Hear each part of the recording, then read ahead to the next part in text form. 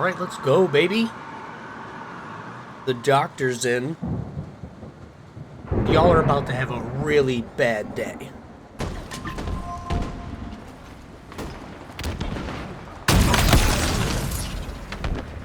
I could be a little rusty.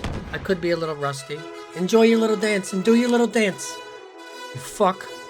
It's the last fucking time, okay? It's fine. Don't worry about it. Don't take it personally. Suck my nuts. Suck my nuts. How do my nuts taste? You like my nuts? You little fucking shit. Fucking shit. Oh, maybe I am getting too old for this. Fucking SBMM, rotten lobbies, stupid kids, tiny. Alright, let's see what's on the menu. Ah, my cup runneth over. I really don't know what I was expecting. Alright, well, not a problem. I'll just grab one of these bad boys. Thank you.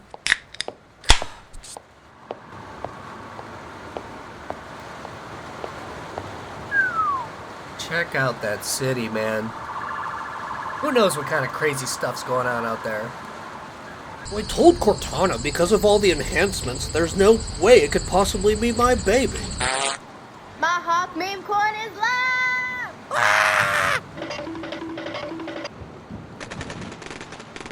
I spend way too much time in this apartment. God, it's cold in here. Maybe I'll just watch a movie. What the fuck?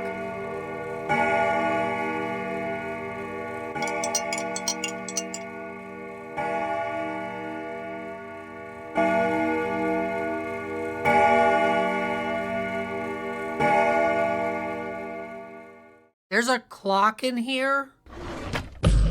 What?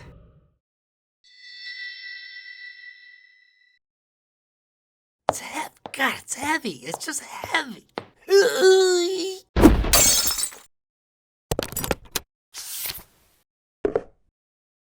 Okay. In accordance with the stipulations of your housing agreement with Grim Haven Hospital, we have forwarded the necessary documents. With the notary present, please sign the contract to lock down your living space, rent-free for the duration of your recovery.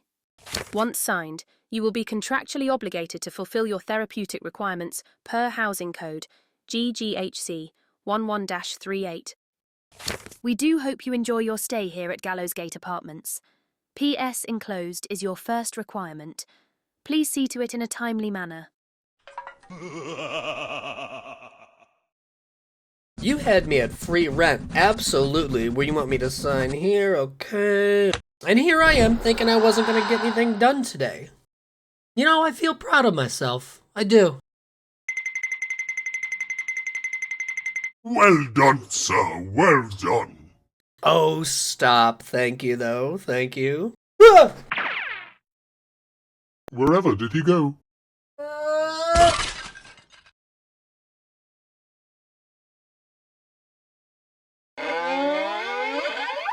Sorry about that.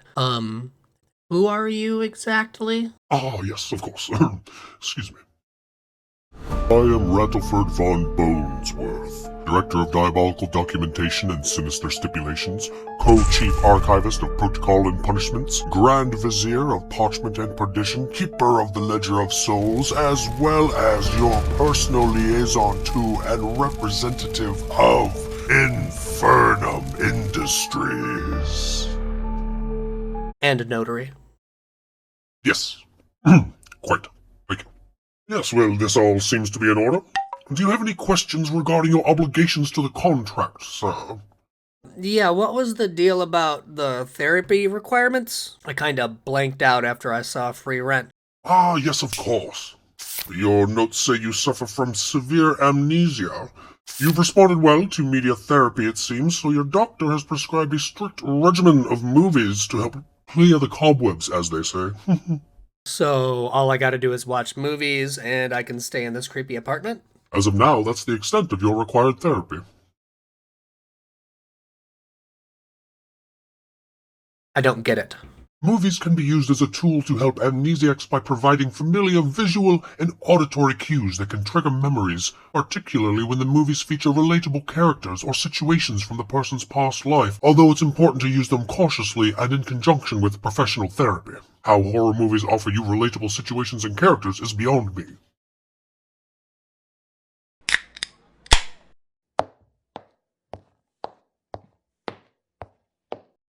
Whatever. Do you want to watch a movie?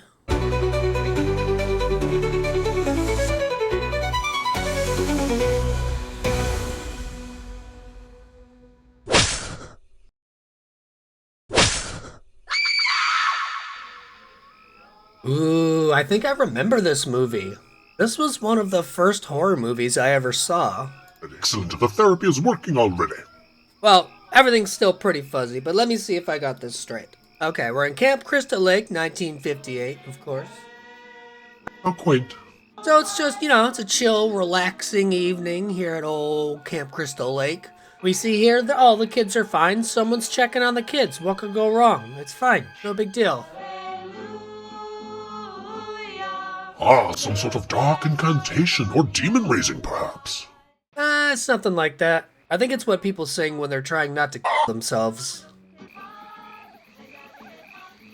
So these two peel off to discuss Pac-Man's strats and Eisenhower's response to the Lebanon crisis. But somebody follows them up to the loft and, well... We weren't doing anything, we were just... Is this fight or flight? It's somewhere in the middle, I think.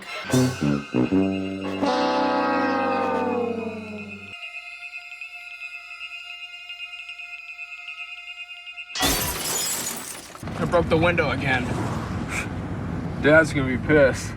Cutting to the present day, we see a young girl named Annie walking through town. She's headed to Camp Crystal Lake. She comes across a dog, and the dog's like, "How far?" she asks. My apologies.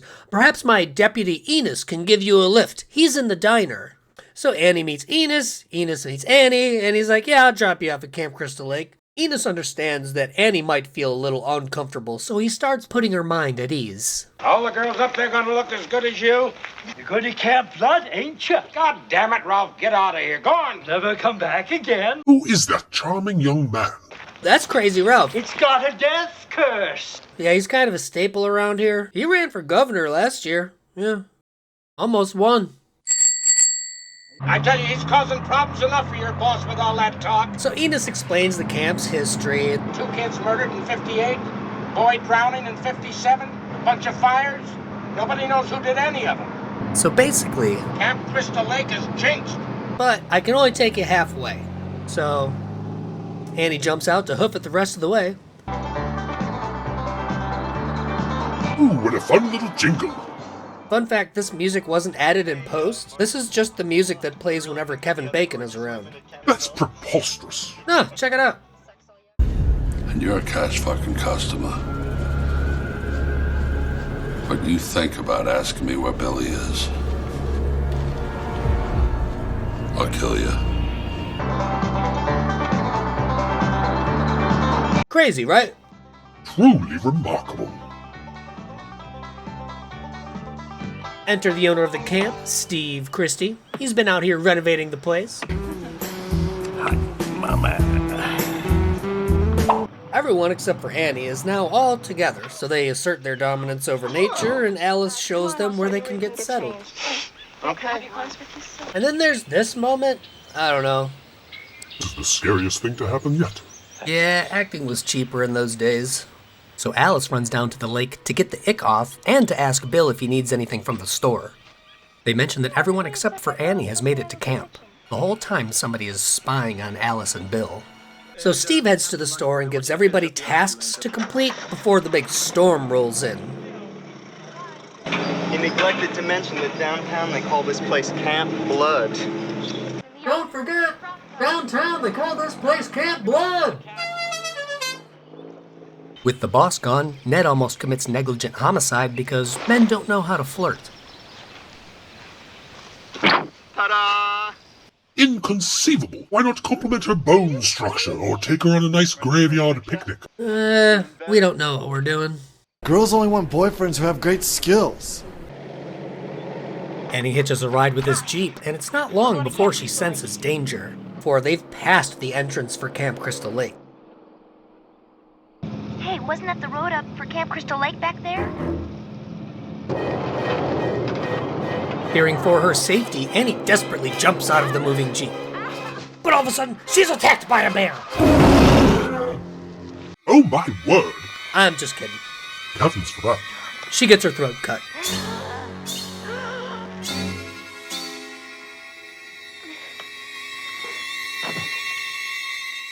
So the gang takes 5 on the beach while someone spies on the counselors from across the lake. What the dog doing? And before they know it, it's time to stop dicking around. Shut up, Ned. And back at camp, Jack kills a snake and celebrates when the police arrive asking about Ralph. It seems he's been causing a ruckus, but they haven't seen him, so he takes off.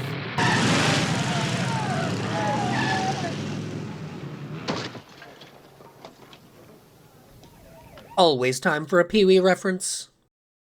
Agreed. Alice takes over for Annie in the kitchen and finds an unexpected visitor in the pantry.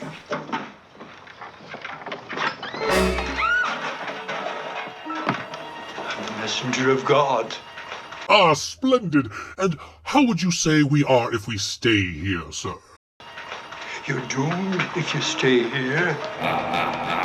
This place is cursed. So Ralph creeps everybody out for a while, but he eventually heads off. It's got a death curse. You're all doomed. Get on the ride, you fucking greedy bastard! All of a sudden, the power goes out, so they run on over to the generator to restore it. Also, there's this dope beaver. Meow. This is my river. You'll never take it from me. Meow. Ned's walking along the shoreline and sees a shadowy figure enter one of the lakeside cabins. Oh, Nedrick, do be careful. Around the lake a bit, Jack and Marcy embrace as the edge of the storm rolls on in. Marcy shares a story of how she had a scary dream that one time, and Jack does his best to retain consciousness. But she runs her mouth until the storm settles in. And with the rain pouring down, Jack and Marcy retreat to a cabin to, let's say, check the linens. Oh, my dear boy, I'm almost 1,300 years old. I know when someone's about to introduce Lady Margaret to John Thomas. Okay, well, I was just... The 2-pence knee trembler, Okay, yeah, exactly. Slotting for barnacle biscuits, are we? Okay, yeah, that's probably enough. A parley between Lord Nobbington and Lady Beaver? Can we just... The fizzy giblet foxtrot, you say? Please stop. Carry on.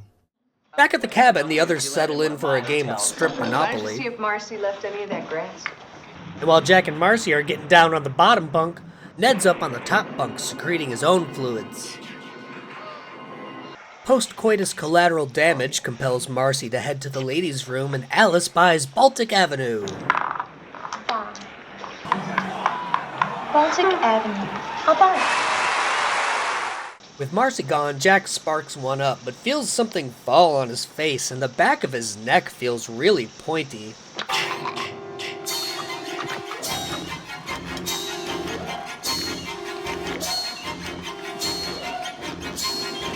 And Marcy makes it to the ladies' room.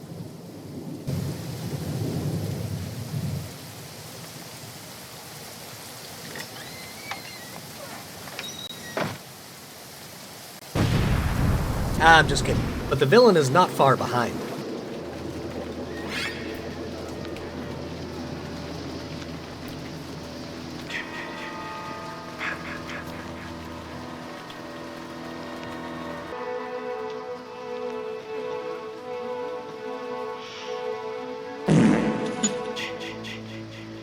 Jack?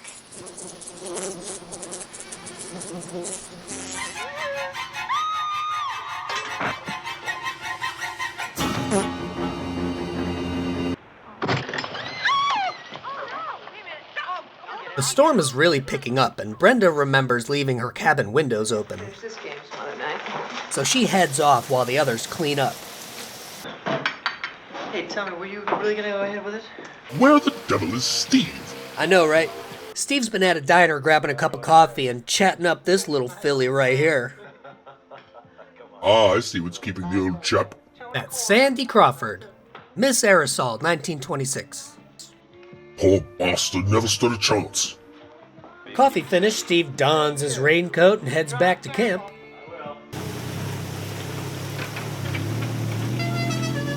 The storm's getting pretty bad, but he's only 12 miles out. Brenda makes it safely to the ladies' room to freshen up before bed. Refreshed, Brenda heads to her bunk, but we see evidence that someone is stalking her. Gadzooks, Stephen, you must make haste to rescue these Gentile young souls from the clutches of our dastardly villain.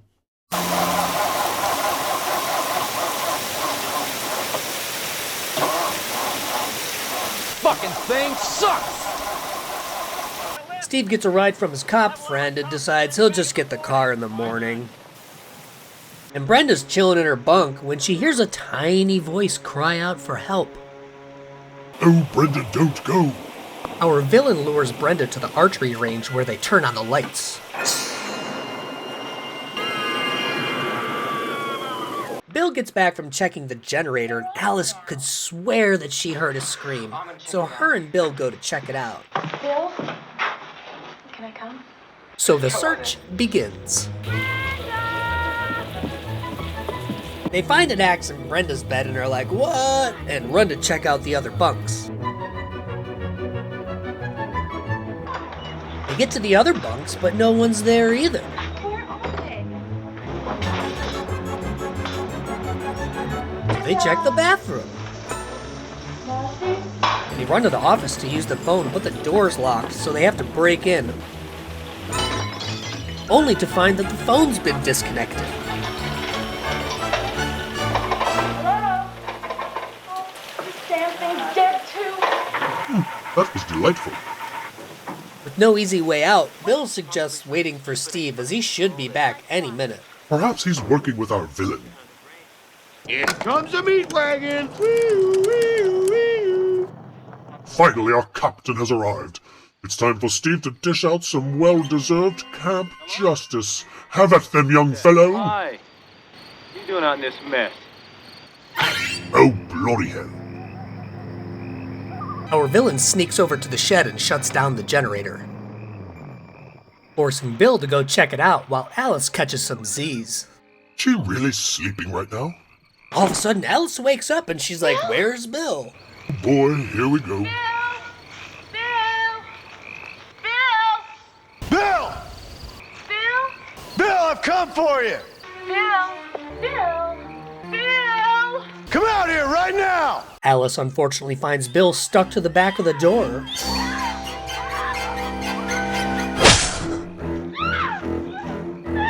Alice heads back to the main house, freaking out. She barricades the door and she's like, yeah, I think that should do it. I should be safe here for a minute. Brenda's body comes crashing through the window as a Jeep pulls up in the drive.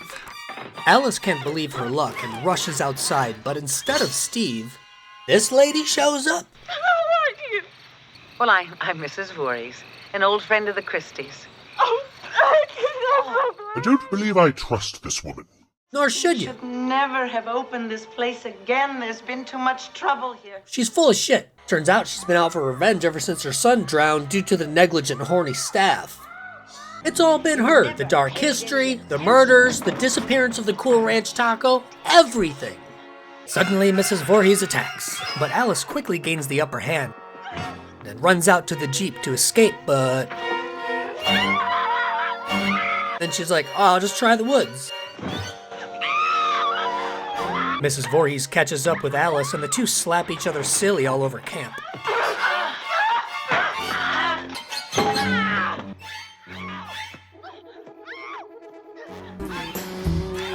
Mama. Until Alice gets her hands on a machete and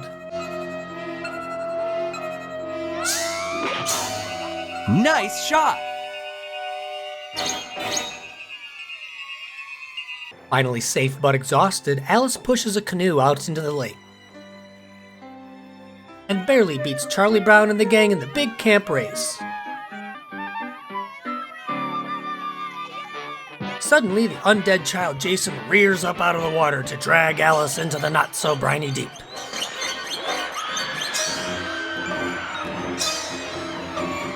The end. What an amazing tale. Oh wait, that last part was a dream. She's fine. The end. I do believe that concludes our business for now, sir. I really must do this again. Well, hey man, thanks for hanging out. I'm afraid I must dash. Do tell me, the film by any chance stir any memories for you? There was this one part. What was it? No. No. The water. I remember the water. Just a seemingly endless expanse of water.